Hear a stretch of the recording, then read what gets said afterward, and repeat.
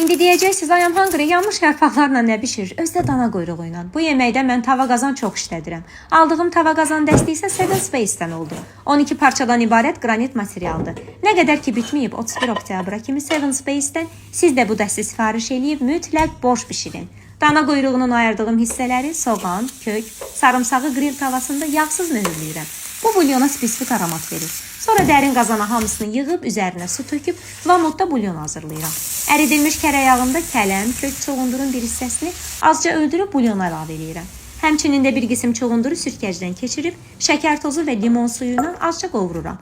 Hamısını bulyona əlavə edib kartof qatıram. Həlim bişən ət tikələrini də unutmuram. Ən sonda isə bir xörək qaşığı unu kərə yağında qovurub qaynayan borşa tökürəm. Bu isə borşun gözünü yığır, necə deyərlər, bir dəfə sınayın, fərqi görəcəksiniz. Cəfərsiz borş olmaz deyib süfrəyə verəndə üzərinə cəfəri səpirəm. Yoxsa yeyə bilmərəm. Xama mayonez olmayanda da yeyə bilmirəm. Əslində borş qırmızı olmayanda da yeyə bilmirəm. Bəs siz necə edirsiniz borşunuz qırmızı alınır? Sevirsiniz ümumiyyətlə bu yeməyi?